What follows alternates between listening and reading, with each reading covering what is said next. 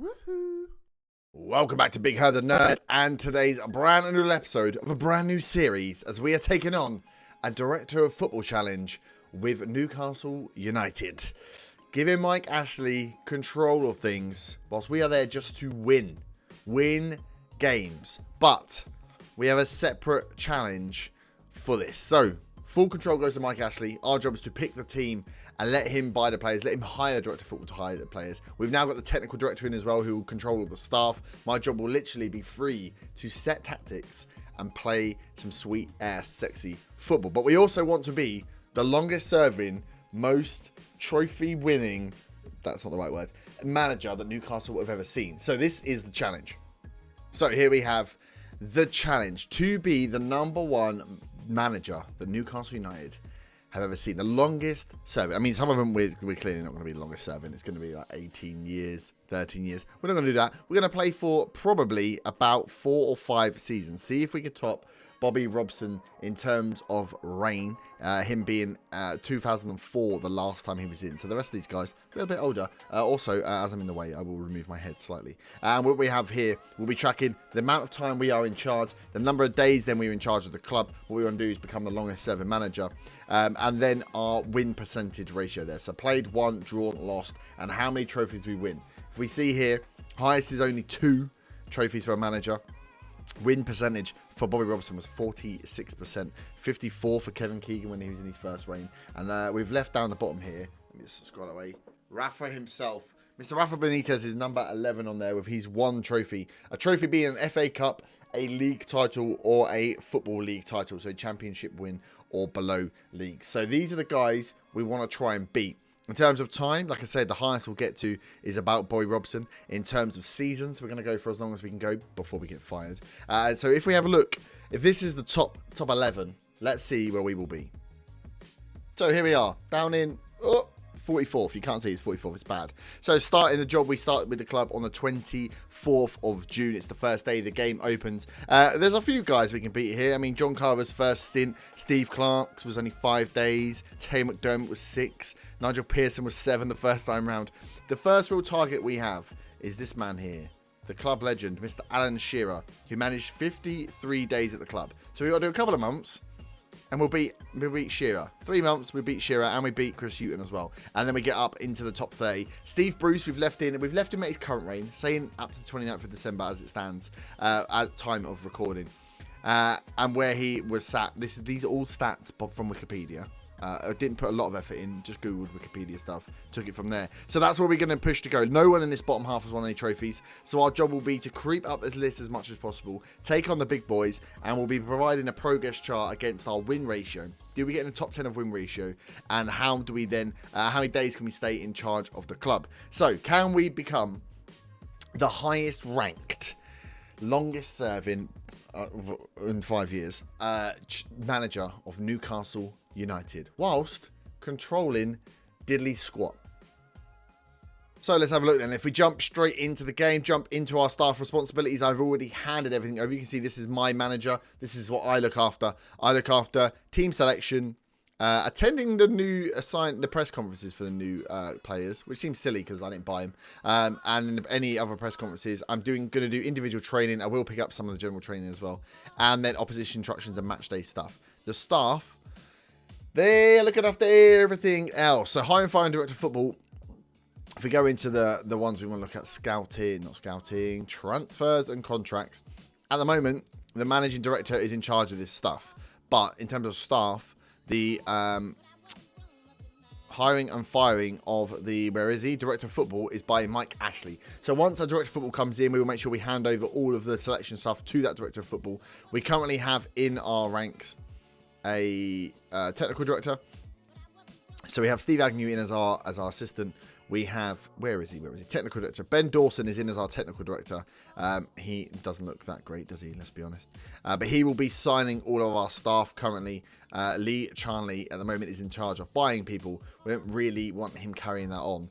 So as soon as and I'm sure a director of football will be hired, knowing that they're all in charge of it, we will then hand over to the director of football and bring you a little bit on who that director of football is going to be. If we have a look then quickly at our team, what are we going to likely be playing? I mean, this is a team that have struggled, right? Good to see Andy Carroll is in there as the highest ranked striker. You've got to worry, haven't you? I mean, as a West Ham fan, being reunited with Andy Carroll is always nice. So if we have a look, let's get all of our players in. Let's get a minimum of 2-star ability. Get the under 23s and under 18s in. Let's have a look at what we have. So we've got decent cover and width out wide. Not much through the middle. So that may lead us to not play an AM. Andy Carroll, Joel Linton, Dwight Gay up there. Oh, we have got a fair few strikers, actually. So we could maybe go for 2 up top. Maybe go for 2 up top. I mean, Andy Carroll's not going to stay fit, is he? I'd like to play him a little bit. Just, you know, give him a swan song. In the middle, John Joe Shelvey, obviously, in there. Homie Savek can drop in. Longstaff is one of the better, younger players. Very good potential on him. Isaac Hayden in there as well. Defensive midfielder. Have we got more defensive midfielders? No. Jack Colback. 23-year-old ball midfielder. Okay, maybe we're going to play then the kind of flying V formation. 2 central midfielders, a DM, and then have good players out wide. 3 at the back. Sharp, Fernandez, Lascelles, Clark, and how good is this guy, Florian? He's not bad either. So we could really get away with it. Dubravnik in goal as well. We got Woodman out on loan, so we could go 3 at the back with wing backs. But that doesn't really help though within our attacking situation. We got wingers mainly.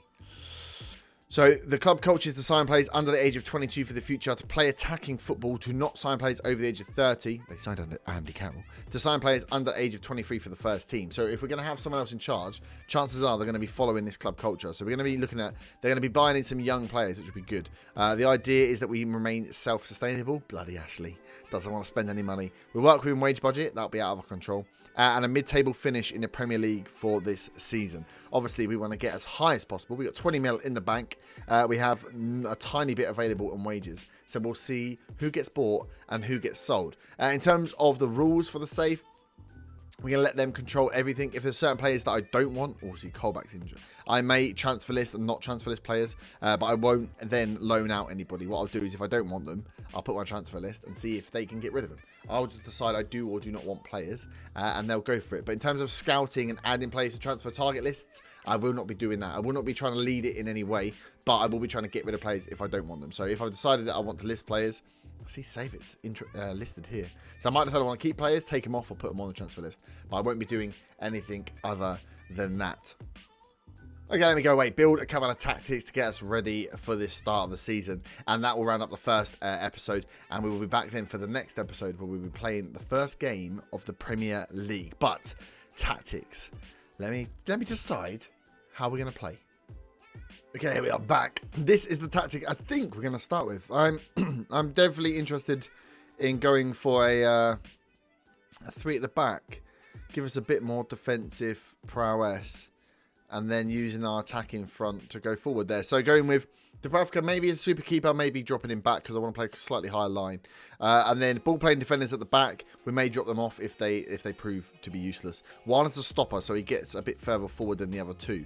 We then have 2 wing backs. We'll leave on support for now, whose job will be to get forward. But on support, they won't go all the way to the byline to put in the ball. They'll maybe play him a little early, and in fact, I might have them hit crosses early anyway, so they get too far forward. We then have Longstaff and Shelvey in the middle. Shelvey is a DLP on support, may drop him on to defend if we need to for some defensive situations. Box to box for Longstaff. I know a lot of you will bemoan this, that having a box-to-box and a 2-man midfield doesn't give you enough support, and you'll have him running backwards and forwards. So we'll see how he goes there. We may change up that role. To what, though? I'm not sure. And then we're going to go with inverted wingers to start with. So Maxim on the left, as he's right-footed. He's got decent dribbling. He can run at players. He's not great at finishing, and his long shots are okay. So we'll see how he gets on there, but he's fast, which is good. And then we've got Almirian on the right hand side, so he's left only footed. He is a winger naturally. He's got better crossing, better dribbling, but much better finishing, and long shots again okay as well, quick.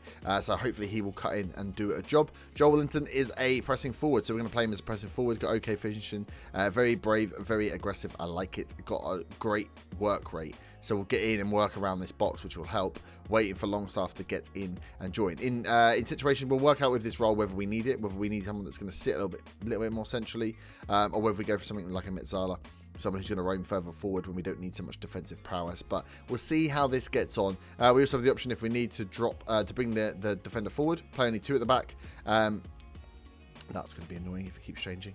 Yeah, so bring a DM in if we need to bring a DM in. We've also got, when we're looking at the depth, we've got pretty good depth there, right? So we've got another 3 centre-backs we have there. We've got Fernandez, Dummett, and Lejeune. I don't think Dummett's that great. But again, we've got 3 centre-backs to cover our 3 centre-backs. We then have Manquillo on the right. We then got Matt Ritchie, who can really play as a wing-back if needed on that left-hand side. Hayden and Kai-Sing Young in the middle. Both more defensive, but again, we're going to need more defensive midfielders, isn't there, really? Isaac Hayden, a good ball-winning midfielder if we want to change that box-to-box role to have a DLP, so someone playing the balls forward, and then someone's going to win the ball back rather than a box-to-box. We then got Atsu and Mutu, who can replace the wide men with Dwight Gale and Andy Carroll to replace Joel Linton up top. That still leaves us Yedlin on the bench, in the reserves. Colback, who is actually transfer listed, and Henry Saver, who is transfer listed as well. So we've got a big squad. We've got a full squad, so I'm not sure what a direct football will do coming in. But that's how we're going to start off at least. We have the option to move it around. Like I say, the box-to-box is maybe a role that we'll look to change. Maybe throw in a ball-winning midfielder in there rather than a box-to-box and a DLP who's going to start playing the passes round. It may work, it may not. We'll see. I'm confident. We've played 5 at the back with the end of the Crystal Palace save. I mean, it didn't go well, but it was strong. The 5 at the back seems to work fairly well. And I think as long as the wingbacks aren't going too far forward and trying to put it in from the byline, if they're hitting it early, you've got 3 men to find there, and they're quick. So if we play more direct, hitting the crosses early, overlapping the right and left, I'm still going to play out from the back. But yeah, I want to play high tempo with a more direct. So we're going to cut through people quickly. Got the counter press and the counter on, distributing quickly into the centre back so they can start the play up. High defensive line with a standard line of engagement because I want to give my players somewhere to run into with a higher pressing intensity on this. So it's going to be tough on the legs, but we definitely have the backup here. It's not like we've got a short squad. So that's how we're going to play. Director of Football Challenge starting now. This is one of my favourite challenge saves to do. Like I say, the objective of it is to become the most decorated Newcastle manager or the longest serving. So the idea is we're going to go for probably 3 or 4 seasons unless we get fired. And the idea is to win at least 2 trophies, if not 3. Become the most decorated single manager, longest serving, whilst having absolutely zero control on Mike Ashley at the wheel. So this should be fun. I'm going to leave it there. If you have enjoyed, smash the like button, subscribe. If you are new to the channel, if you are new, make sure you hit that like button and subscribe to make sure you get the daily content. And we will be making sure these videos, they are going to come out at 9 AM now, a change. Usually 5 PM, but I can get them out in the morning. And with the bottom of Christmas going out in the morning, I thought carry it on. So 9 AM, Monday to Friday, this series will be dropping. I hope you are enjoying. If you do want to see more Football Manager content, make sure you go and follow on Twitch as well. Check out all the socials, which are linked down below. But I will leave it there. I hope you've had a good Christmas and a new year, and I will see you back next time. Have a great day. Bye-bye.